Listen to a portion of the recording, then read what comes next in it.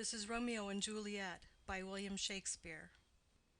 Act 2, Scene 1. An open place adjoining Capulet's garden. Enter Romeo. Romeo. Can I go forward when my heart is here? Turn back, dull earth, and find thy centre out. He climbs the wall and leaps down within it. Enter Benvolio and Mercutio.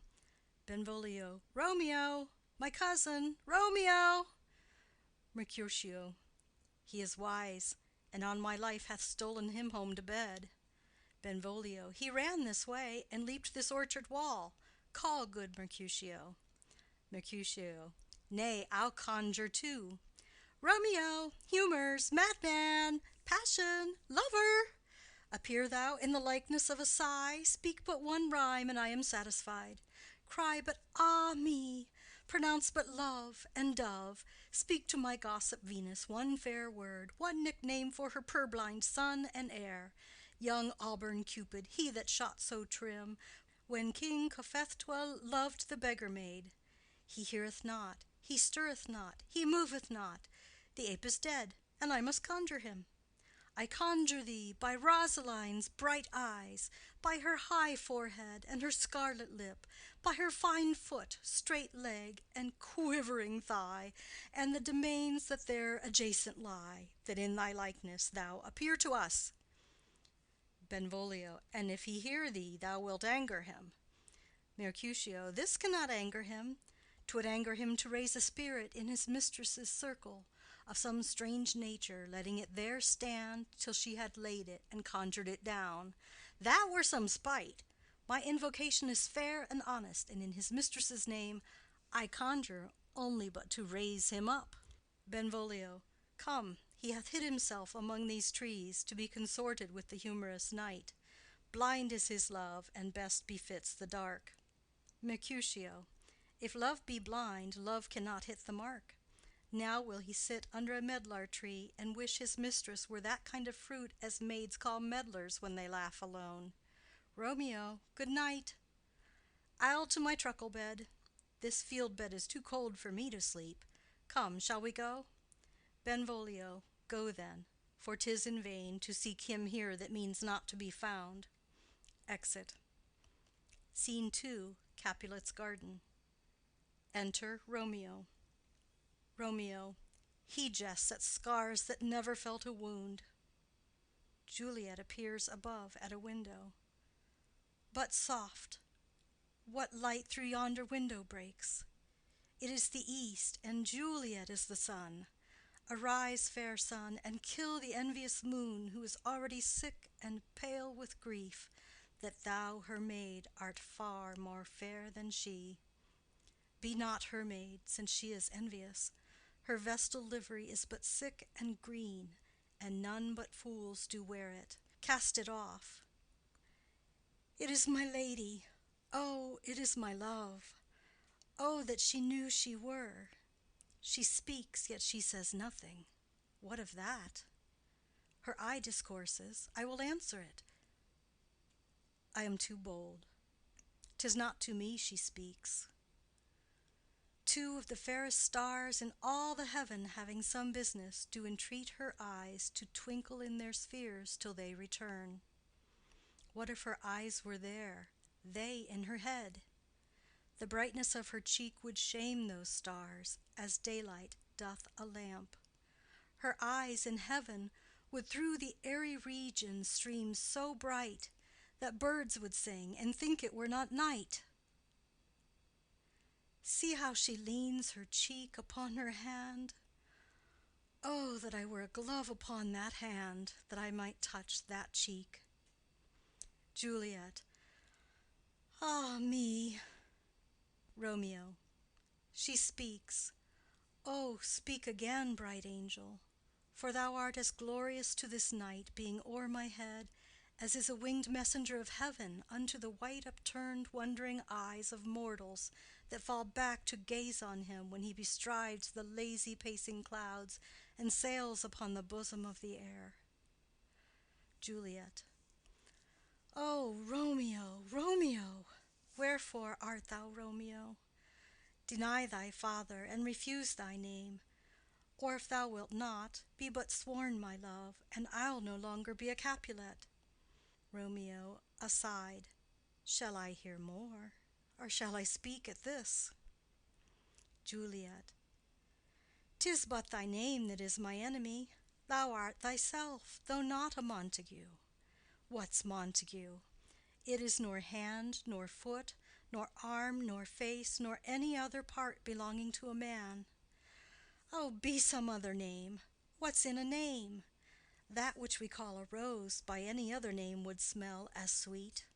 So Romeo would, were he not Romeo called, retain that dear perfection which he owes without that title. Romeo, doff thy name, and for that name, which is no part of thee, take all myself. Romeo. I take thee at thy word. Call me but love, and I'll be new baptized. Henceforth I never will be Romeo. Juliet. What man art thou, that thus bescreened in night so stumblest on my counsel? Romeo. By a name I know not how to tell thee who I am. My name, dear saint, is hateful to myself, because it is an enemy to thee. Had I it written, I would tear the word. Juliet. My eyes have not yet drunk 100 words of that tongue's utterance, yet I know the sound. Art thou not Romeo, and a Montague? Romeo. Neither, fair saint, if either thee dislike. Juliet. How camest thou hither? Tell me, and wherefore? The orchard walls are high and hard to climb, and the place death, considering who thou art, if any of my kinsmen find thee here. Romeo. With love's light wings did I o'erperch these walls, for stony limits cannot hold love out. And what love can do, that dares love attempt. Therefore thy kinsmen are no let to me. Juliet. If they do see thee, they will murder thee. Romeo. Alack, there lies more peril in thine eye than 20 of their swords. Look thou but sweet, and I am proof against their enmity. Juliet. I would not for the world they saw thee here. Romeo. I have night's cloak to hide me from their sight, and but thou love me, let them find me here. My life were better ended by their hate than death prorogued wanting of thy love. Juliet. By whose direction foundst thou out this place? Romeo. By love, that first did prompt me to inquire. He lent me counsel, and I lent him eyes. I am no pilot, yet wert thou as far as that vast shore washed with the furthest sea, I would venture for such merchandise. Juliet. Thou knowest the mask of night is on my face, else would a maiden blush bepaint my cheek for that which thou hast heard me speak to-night. Fain would I dwell on form, fain deny what I have spoke. But farewell compliment. Dost thou love me? I know thou wilt say aye, and I will take thy word. Yet if thou swearest, thou mayst prove false. At lovers' perjuries they say Jove laughs. O gentle Romeo, if thou dost love, pronounce it faithfully, or if thou thinkest I am too quickly won, I'll frown and be perverse and say thee nay, so thou wilt woo. But else not for the world. In truth, fair Montague, I am too fond, and therefore thou mayst think my haviour light. But trust me, gentleman, I'll prove more true than those that have more cunning to be strange. I should have been more strange, I must confess, but that thou overheardst ere I was ware my true love passion. Therefore pardon me, and not impute this yielding to light love, which the dark night hath so discovered. Romeo. Lady, by yonder blessed moon I swear, that tips with silver all these fruit-tree tops. Juliet. Oh, swear not by the moon, the inconstant moon, that monthly changes in her circled orb, lest that thy love prove likewise variable. Romeo. What shall I swear by? Juliet. Do not swear at all. Or if thou wilt, swear by thy gracious self, which is the god of my idolatry, and I'll believe thee. Romeo. if my heart's dear love, Juliet, well, do not swear. Although I joy in thee, I have no joy of this contract to-night. It is too rash, too unadvised, too sudden, too like the lightning which doth cease to be ere one can say, it lightens. Sweet good night. This bud of love by summer's ripening breath may prove a beauteous flower when next we meet. Good night, good night. As sweet repose and rest come to thy heart as that within my breast. Romeo. Oh, wilt thou leave me so unsatisfied? Juliet. What satisfaction canst thou have to-night? Romeo. The exchange of thy love's faithful vow for mine. Juliet. I gave thee mine before thou didst request it, and yet I would it were to give again. Romeo. Wouldst thou withdraw it? For what purpose, love? Juliet. But to be frank and give it thee again. And yet I wish but for the thing I have. My bounty is as boundless as the sea, my love as deep. The more I give to thee, the more I have, for both are infinite. I hear some noise within. Dear love, adieu. Nurse calls within. Juliet! Anon, good nurse. Sweet Montague, be true. Stay but a little. I will come again. Exit. Romeo. Oh, blessed, blessed night! I am afeard being in night, all this is but a dream, too flattering sweet to be substantial. Enter Juliet above. Juliet. 3 words, dear Romeo, and good night indeed. If that thy bent of love be honorable, thy purpose marriage, send me word to-morrow by one that I'll procure to come to thee, where and what time thou wilt perform the rite, and all my fortunes at thy foot I'll lay, and follow thee, my lord, throughout the world. Nurse within. Madam! Juliet. I come anon. But if thou meanest not well, I do beseech thee. Nurse within. Madam! Juliet. By and by I come. To cease thy suit and leave me to my grief, to-morrow I will send. Romeo. So thrive my soul. Juliet. 1,000 times good night. Exit. Romeo. 1,000 times the worse to want thy light. Love goes toward love as schoolboys from their books, but love from love toward school with heavy looks. Retiring slowly. Re-enter Juliet above. Juliet. Hist! Romeo! Hist! Oh, for a falconer's voice to lure this tassel gentle back again. Bondage is hoarse and may not speak aloud, else would I tear the cave where echo lies, and make her airy tongue more hoarse than mine with repetition of my Romeo's name. Romeo. It is my soul that calls upon my name. How silver sweet sound lovers' tongues by night, like softest music to attending ears. Juliet. Romeo! Romeo. My dear. Juliet.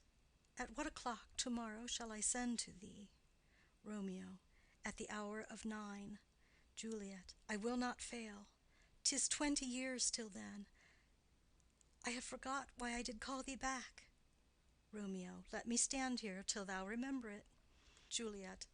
I shall forget to have thee still stand there, remembering how I love thy company. Romeo. And I'll still stay to have thee still forget, forgetting any other home but this. Juliet. 'Tis almost morning. I would have thee gone, and yet no farther than a wanton's bird, that lets it hop a little from her hand, like a poor prisoner in his twisted gyves, and with a silk thread plucks it back again, so loving jealous of his liberty. Romeo. I would I were thy bird. Juliet. Sweet, so would I, yet I should kill thee with much cherishing. Good night, good night. Parting is such sweet sorrow, that I shall say good night till it be morrow. Exit. Romeo. Sleep dwell upon thine eyes, peace in thy breast. Would I were sleep and peace, so sweet to rest. Hence will I to my ghostly father's cell, his help to crave, and my dear hap to tell. Exit. End of Scene 2. Act 2, Scene 3. Friar Lawrence's cell. Enter Friar Lawrence with a basket. Friar. The gray-eyed morn smiles on the frowning night, checkering the eastern clouds with streaks of light, and flecked darkness like a drunkard reels from forth day's path and tightens fiery wheels. Non ere the sun advance his burning eye, the day to cheer and night's dank dew to dry, I must fill up this osier cage of ours with baleful weeds and precious juiced flowers. The earth, that's nature's mother, is her tomb. What is her burying grave? That is her womb. And from her womb children of divers kind we sucking on her natural bosom find. Many for the virtues excellent, none but for some, and yet all different. O mickle is the powerful grace that lies in plants, herbs, stones, and their true qualities. For naught so vile that on the earth doth live, but to the earth some special good doth give. Nor aught so good, but strained from that fair use, revolts from true birth, stumbling on abuse. Virtue itself turns vice, being misapplied, and vice sometimes by action dignified. Within the infant rind of this small flower poison hath residence, and medicine power. For this being smelt, with that part cheers each part, being tasted slays all senses with the heart. Two such opposed kings encamp them still, in man as well as herbs, grace and rude will. And where the worser is predominant, full soon the canker death eats up that plant. Enter Romeo. Romeo. Good morrow, father. Friar. Benedicite! What early tongue so sweet saluteth me? Young son, it argues a distempered head so soon to bid good morrow to thy bed. Care keeps his watch in every old man's eye, and where care lodges sleep will never lie. But where unbruised youth with unstuffed brain doth couch his limbs, there golden sleep doth reign. Therefore thy earliness doth me assure thou art uproused with some distemperature. Or if not so, then here I hit it right, our Romeo hath not been in bed to-night. Romeo. That last is true, the sweeter rest was mine. Friar. God pardon sin! Wast thou with Rosaline? Romeo. With Rosaline, my ghostly father? No! I have forgot that name, and that name's woe. Friar. That's my good son. But where hast thou been then? Romeo. I'll tell thee ere thou ask it me again. I have been feasting with mine enemy, where on a sudden one hath wounded me that's by me wounded. Both are remedies within thy help and thy holy physic lies. I bear no hatred, blessed man, for lo, my intercession likewise steads my foe. Friar. Be plain, good son, and homely in thy drift. Riddling confession finds but riddling shrift. Romeo. Then plainly know my heart's dear love is set on the fair daughter of rich Capulet. As mine on hers, so hers is set on mine, and all combine, save what thou must combine by holy marriage, when and where and how we met, we wooed and made exchange of vow, I'll tell thee as we pass, but this I pray, that thou consent to marry us to-day. Friar. Holy Saint Francis, what a change is here! Is Rosaline, that thou didst love so dear, so soon forsaken? Young men's love, then, lies not truly in their hearts, but in their eyes. Jesu Maria, what a deal of brine hath washed thy sallow cheeks for Rosaline! How much salt water thrown away in waste, to season love that of it doth not taste! The sun not yet thy sighs from heaven clears, thy old groans ring yet in mine ancient ears. Lo, here upon thy cheek the stain doth sit of an old tear that is not washed off yet. If e'er thou wast thyself, and these woes thine, thou and these woes were all for Rosaline. And art thou changed? Pronounce this sentence then, women may fall when there's no strength in men. Romeo. Thou chidest me oft for loving Rosaline. Friar. For doting, not for loving, pupil mine. Romeo. And bad'st me bury love. Friar. Not in a grave to lay one in, another out to have. Romeo. I pray thee, chide not. She whom I love now doth grace for grace and love for love allow. The other did not so. Friar. Oh, she knew well thy love did read by rote that could not spell. But come, young waverer, come go with me. In one respect I'll thy assistant be, for this alliance may so happy prove to turn your household's rancour to pure love. Romeo. Oh, let us hence. I stand on sudden haste. Friar. Wisely and slow. They stumble that run fast. Exit. Scene 4. A street. Enter Benvolio and Mercutio. Mercutio. Where the devil should this Romeo be? Came he not home to-night? Benvolio. Not to his father's. I spoke with his man. Mercutio. Ah, that same pale hard-hearted wench, that Rosaline, torments him so that he will sure run mad. Benvolio. Tybalt, the kinsman to old Capulet, hath sent a letter to his father's house. Mercutio. A challenge on my life. Benvolio. Romeo will answer it. Mercutio. Any man that can write may answer a letter. Benvolio. Nay, he will answer the letter's master, how he dares, being dared. Mercutio. Alas, poor Romeo, he is already dead, stabbed with a white wench's black eye, shot through the ear with a love song, the very pin of his heart cleft with the blind bow boy's butt shaft. And is he a man to encounter Tybalt? Benvolio. Why, what is Tybalt? Mercutio. More than prince of cats, I can tell you. Oh, he's the courageous captain of compliments. He fights as you sing prick song, keeps time, distance, and proportion, rests me his minim, rest, one, two, and a third in your bosom, the very butcher of a silk button, a duellist, a gentleman of the very first house, of the first and second cause. Ah, the immortal passado, the punto reverso, the hey— Benvolio. The what?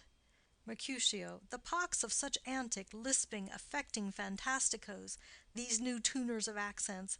By Jesu, a very good blade, a very tall man, a very good whore. Why, is not this a lamentable thing, grandsire, that we should be thus afflicted with these strange flies, these fashion-mongers, these pardon-le-mois, who stand so much on the new form that they cannot sit at ease on the old bench? Oh, their bonds, their bonds! Benvolio. Here comes Romeo, here comes Romeo. Mercutio. Without his roe, like a dried herring. O flesh, flesh, how art thou fishified! Now he is for the numbers that Petrarch flowed in. Laura to his lady was but a kitchen wench. Mary, she had a better love to berhyme her. Dido, a dowdy. Cleopatra, a gypsy. Helen and Hero, Hildings and harlots. Thisbe, a grey eye or so, but not to the purpose. Enter Romeo. Signor Romeo, bonjour. There's a French salutation to your French slop. You gave us the counterfeit fairly last night. Romeo. Good morrow to you both. What counterfeit did I give you? Mercutio. The slip, sir, the slip. Can you not conceive? Romeo. Pardon, good Mercutio, my business was great, and in such a case as mine a man may strain courtesy. Mercutio. That's as much as to say, such a case as yours constrains a man to bow in the hams. Romeo, meaning to curtsy. Mercutio. Thou hast most kindly hit it. Romeo. A most courteous exposition. Mercutio. Nay, I am the very pink of courtesy. Romeo. Pink for flower. Mercutio. Right. Romeo. Why, then is my pump well flowered. Mercutio. Well said. Follow me this jest now till thou hast worn out thy pump, that when the single soul of it is worn, the jest may remain, after the wearing, soul singular. Romeo. O single-souled jest, solely singular for the singleness. Mercutio. Come between us, good Benvolio, my wits faint. Romeo. Swits and spurs, or I'll cry a match. Mercutio. Nay, if thy wits run the wild goose chase, I have done, for thou hast more of the wild goose in one of thy wits than I am sure I have in my whole 5. Was I with you there for the goose? Romeo. Thou wast never with me for anything when thou wast not there for the goose. Mercutio. I will bite thee by the ear for that jest. Romeo. Nay, good goose, bite not. Mercutio. Thy wit is a very bitter sweeting. It is a most sharp sauce. Romeo. And is it not then well served in to a sweet goose? Mercutio. Oh, here's a wit of Cheverel that stretches from an inch narrow to an ell broad. Romeo. I stretch it out for that word broad, which added to the goose proves thee far and wide a broad goose. Mercutio. Why, is not this better now than groaning for love? Now art thou sociable, now art thou Romeo, now art thou what thou art, by art as well as by nature. For this drivelling love is like a great natural that runs lolling up and down to hide his bauble in a hole. Benvolio. Stop there, stop there. Mercutio. Thou desirest me to stop in my tail against the hair. Benvolio. Thou wouldst else have made thy tail large. Mercutio. Oh, thou art deceived. I would have made it short, for I was come to the whole depth of my tail, and meant indeed to occupy the argument no longer. Romeo. Here's goodly gear. Enter Nurse and Peter. Mercutio. A sail, a sail, a sail. Benvolio. Two, two, a shirt and a smock. Nurse. Peter. Peter. Anon. Nurse. My fan, Peter. Mercutio. Good Peter, to hide her face, for her fan's the fairer face. Nurse. God ye good morrow, gentlemen. Mercutio. God ye good den, fair gentlewoman. Nurse. Is it good den? Mercutio. 'Tis no less, I tell ye, for the body hand of the dial is now upon the prick of noon. Nurse. Out upon you! What a man are you! Romeo. One gentlewoman that God hath made for himself to mar. Nurse. By my troth, it is well said. For himself to mar, quoth they. Gentlemen, can any of you tell me where I may find the young Romeo? Romeo. I can tell you, but young Romeo will be older when you have found him than he was when you sought him. I am the youngest of that name, for fault of a worse. Nurse. You say well. Mercutio. Yea, is the worst well? Very well took, in faith, wisely, wisely. Nurse. If you be he, sir, I desire some confidence with you. Benvolio. She will invite him to some supper. Mercutio. Abad, abad, abad, so ho. Romeo. What hast thou found? Mercutio. No hare, sir, unless a hare, sir, in a Lenten pie that is something stale and hoar ere it be spent. He sings. An old hare whore, an old hare whore, is very good meat in Lent, but a hare that is hoar is too much for a score when it whores ere it be spent. Romeo. Will you come to your father's? We'll to dinner thither. Romeo. I will follow you. Mercutio. Farewell, ancient lady, farewell. Lady, lady, lady. Exit Mercutio and Benvolio. Nurse. Marry, farewell. I pray you, sir, what saucy merchant was this that was so full of his ropery? Romeo. A gentleman, nurse, that loves to hear himself talk, and will speak more in a minute than he will stand to in a month. Nurse. An he speak anything against me, I'll take him down, and 8 were lustier than he is, and 20 such jacks. And if I cannot, I'll find those that shall. Scurvy knave! I am none of his flirt gills, I am none of his skeins mates, and thou must stand by too, and suffer every knave to use me at his pleasure. Peter. I saw no man use you at his pleasure. If I had, my weapon should quickly have been out, I warrant you. I dare draw as soon as any other man, if I see occasion, in a good quarrel, and the law is on my side. Nurse. Now, afore God, I am so vexed that every part about me quivers. Scurvy knave! Pray you, sir, a word. And as I told you, my young lady bid me inquire you out. What she bade me say, I will keep to myself. But first let me tell ye, if ye should lead her into a fool's paradise, as they say, it were a very gross kind of behavior, as they say. For the gentlewoman is young, and therefore if you should deal double with her, truly it were an ill thing to be offered to any gentlewoman, and very weak dealing. Romeo. Nurse, commend me to thy lady and mistress, I protest unto thee. Nurse. Good heart, and of faith I will tell her as much. Lord, Lord, she will be a joyful woman. Romeo. What wilt thou tell her, nurse? Thou dost not mark me. Nurse. I will tell her, sir, that you do protest. which, as I take it, is a gentlemanlike offer. Romeo, bid her devise some means to come to Shrift this afternoon, and there she shall, at Friar Lawrence's cell, be shrived and married. Here is for thy pains. Nurse. No, truly, sir, not a penny. Romeo. Go to, I say you shall. Nurse. This afternoon, sir? Well, she shall be there. Romeo. And stay, good nurse, behind the abbey wall. Within this hour my man shall be with thee, and bring thee cords made like a tackled stair, which to the high top-gallant of my joy might be my convoy in the secret night. Farewell. Be trusty, and I'll quit thy pains. Farewell. Commend me to thy mistress. Nurse. Now God in heaven bless thee. Hark you, sir. Romeo. What sayest thou, my dear nurse? Nurse. Is your man secret? Did you ne'er hear say two may keep counsel, putting one away? Romeo. I warrant thee my man's as true as steel. Nurse. Well, sir, my mistress is the sweetest lady. Lord, Lord, when 'twas a little prating thing. Oh, there's a nobleman in town, one Paris, that would fain lay knife aboard, but she, good soul, had as lief see a toad, a very toad, as see him. I anger her sometimes, and tell her that Paris is the properer man, but I'll warrant you, when I say so, she looks as pale as any clout in the versal world. Doth not Rosemary and Romeo begin both with a letter? Romeo. Ay, nurse. What of that? Both with an R. Nurse. Ah, mocker, that's the dog's name. R is for the dog. No, I know it begins with some other letter. And she hath the prettiest sensuousness of it, of you and Rosemary, that it would do you good to hear it. Romeo. Commend me to thy lady. Nurse. 1,000 times.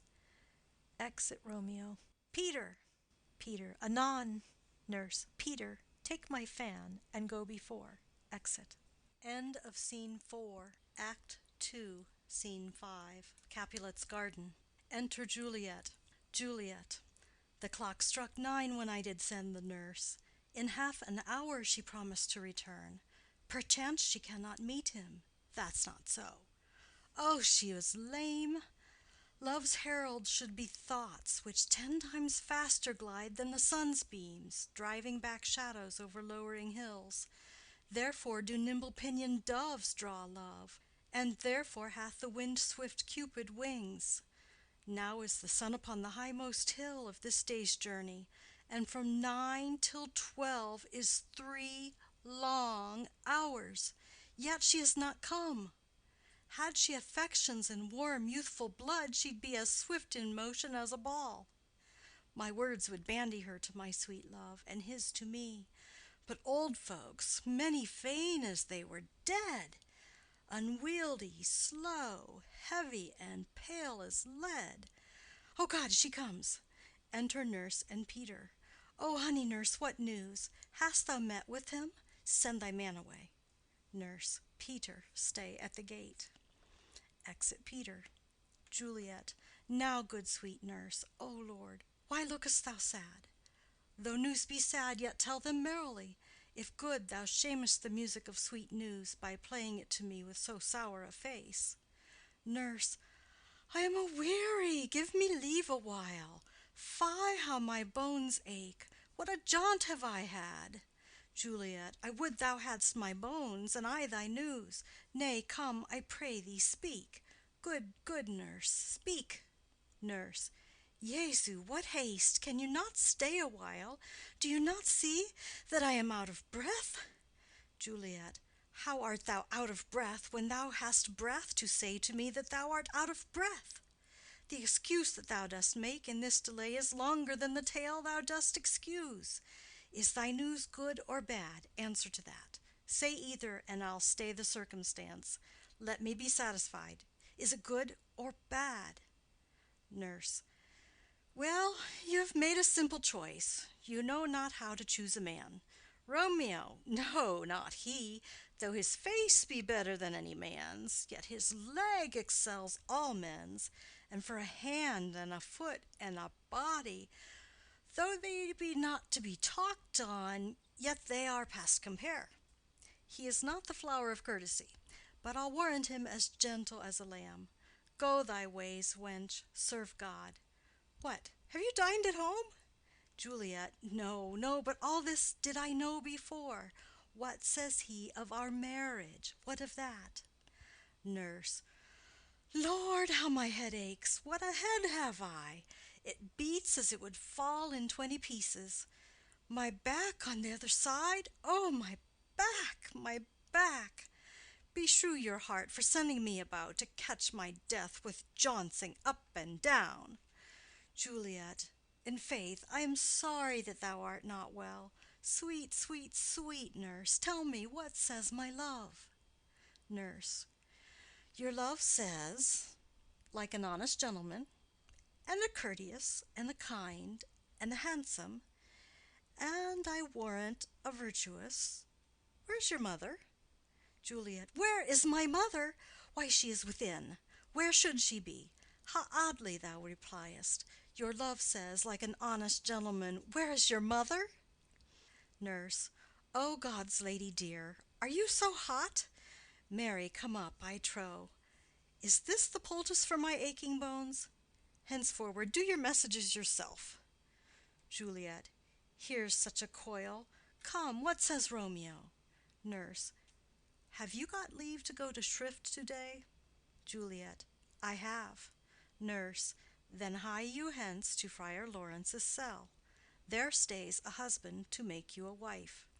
Now comes the wanton blood up in your cheeks. They'll be in scarlet straight at any news. Hie you to church. I must another way, to fetch a ladder, by the which your love must climb a bird's nest soon when it is dark. I am the drudge, and toil in your delight, but you shall bear the burden soon at night. Go, I'll to dinner. Hie you to the cell. Juliet. Hie to high fortune! Honest nurse, farewell. Exit. Scene 6. Friar Lawrence's cell. Enter Friar Lawrence and Romeo. Friar. So smile the heavens upon this holy act, that after hours with sorrow chide us not. Romeo. Amen, amen. But come what sorrow can, it cannot countervail the exchange of joy that one short minute gives me in her sight. Do thou but close our hands with holy words, then love-devouring death do what he dare. It is enough that I may but call her mine. Friar.